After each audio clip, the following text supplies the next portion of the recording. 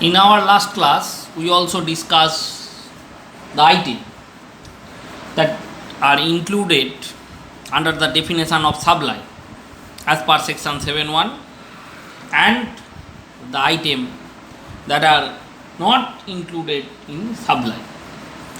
Now, the item that are included in supply are A.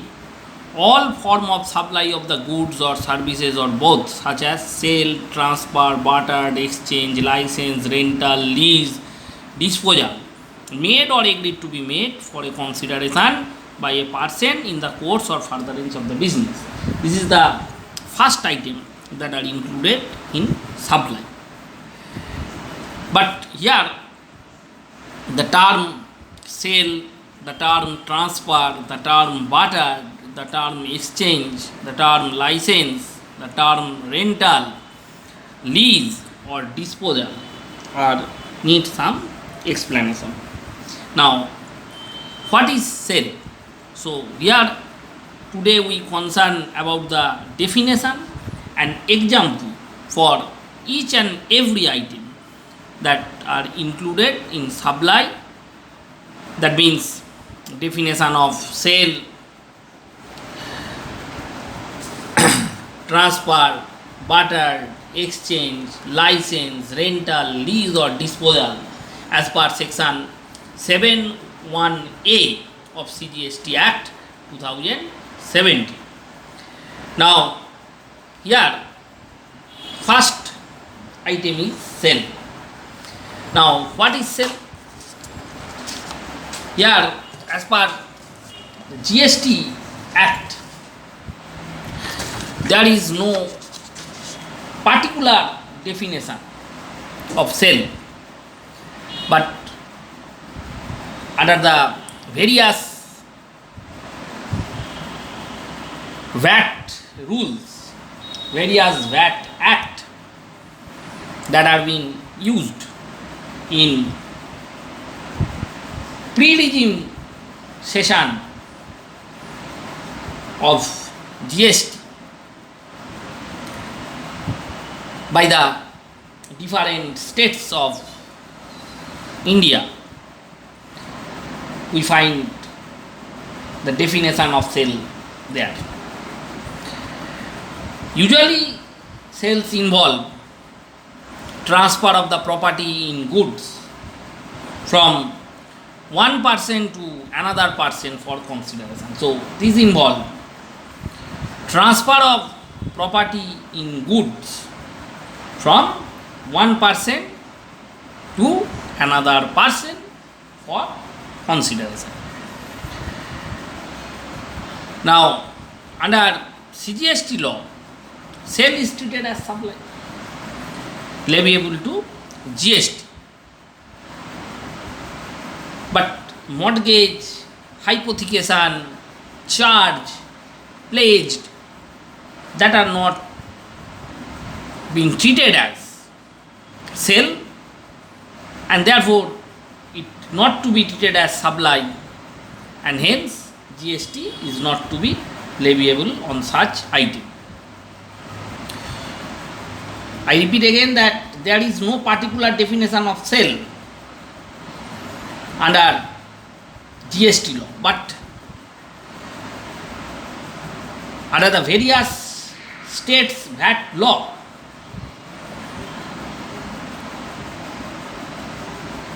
that was used before imposition of GST in the different states of India,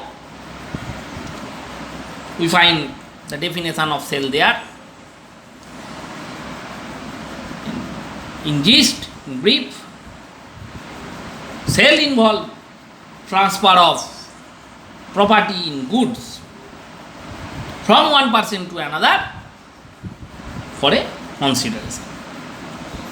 But mortgage, hypothecation, pledge, etc., they are not to be treated as sale, so they are not to be taken as supply, and GST will not be leviable on such item. Now, what are the example of the sale? The first example as per the book is that Mr. X sold laptop worth rupees 1 lakh and issued invoice in favor of Mr. Y. Mr. X making sale of laptop to Mr. Y at a price of rupees 1 lakh, and Mr. X issues an invoice against such sale in the name of Mr. Y. Now, here the ownership of the laptop is transferred to Mr. Y. So, such transaction is covered in sale, because here transfer of the property in goods are made. Laptop is transferred from Mr. X to Mr. Y, and it is again some consideration which amounts to rupees 1 lakh. So it is to be taken as sale, and it is a supply of the goods leviable under GST. Since it is a sale, it is to be taken as supply on which GST is leviable. Now, here we discuss about illegal activity and prohibited activity. Basic difference between illegal activities and prohibited activities as per the GST Act is that illegal activities are liable for GST, but prohibited activities are not liable for GST. Example for the illegal activity is that Mr. T, a thief, has stolen a motorbike and sell the motorbike to Mr. Q. So Mr. T, a thief, stolen a motorbike and sell the motorbike to Mr. Q. It is an illegal activity. It is illegal to steal a motorbike and sell the motorbike to other. But here the ownership of the motorbike is transferred from Mr. X to Mr. Y. Though it is illegal, but sale is there. Since it is being treated as sale, it is to be taken as supply of the goods, and GST will be liable to be taxed here. Now, what is prohibited activity? And what are its examples? Mr. T sold narcotic drugs and psychotherapy substance to Mr. Q for rupees 3. Now, Mr. T making sale of narcotic drug and psychotherapy substance to Mr. Q for rupees 3. Now, these goods are prohibited under GST law. They are being treated as the prohibited goods. Since they are the prohibited goods, such activity cannot be constituted as supply. Mr. T is punishable under the law. So, from this example, it is clear that even if there is illegal activities, if the property of the goods is transferred from one to another for a consideration, that is to be taken as sale. That is to be taken as sale, for which it is being treated as supply of goods, and for which it is leviable for GST. So illegal activities are taxable under GST, but the goods that are prohibited under the law, such as narcotic goods, psychotherapeutic substance, etc., if sale of such goods are made, since they are prohibited goods, it will not come under the ambit of GST, but sale of that goods is being punishable under this law. Now, another example of sale is there.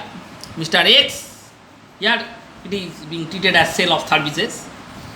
The example is that Mr. X, an official liquidator, provided various services like valuation of asset, with the help of the valuers, inviting and evaluating the tenders, selling asset, making payment to borrowers, oblique creditors, and so on. Now, here the activities of Mr. X are treated as supply of services, and the commission earned by him is subject to GST. Here, Mr. X is an official liquidator, and being a liquidator, he is providing various services such as valuation of asset with the help of valuer, inviting and evaluation of tenders, selling of asset, making payment to borrower and creditor as a factoring agent, and so on. These are the activities that are provided by Mr. X in his course of business, because as per profession he is an official liquidator. So these are the activities that are provided by him in the course of the business. By providing these activities, he charged commission from his client. And here, since these activities are being treated as supply of services, sale of services, and consideration is also there, so it is a taxable event. Here, at the time of issuing invoice in favor of the client, Mr. X is liable to pay GST on the amount of the commission that is being charged by him for providing his services. Now, another example is there. Mr. A, being a dealer of the furniture, delivered the goods to the branch office of Messrs. X Limited. Here the supplier is Mr. A, and invoice is drawn by Mr. A to Messrs. X Limited, but supply of the furniture is made to the branch office of Messrs. X Limited upon the direction of X Limited. So here basically three parties are involved. Mr. A being a dealer of the furniture, Messrs. X Limited, the head office, and branch office of Messrs. X Limited, in which the supply of furniture is actually made. Now the contract of the supply of the furniture is between Mr. A and Messrs. X Limited head office.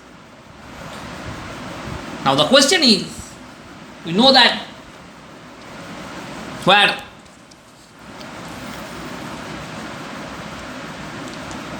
the contract of supply is made against some consideration, and on the basis of such contract, whenever the property, transfer of the property in goods are made from supplier to the recipient, then it will be treated as sale. But here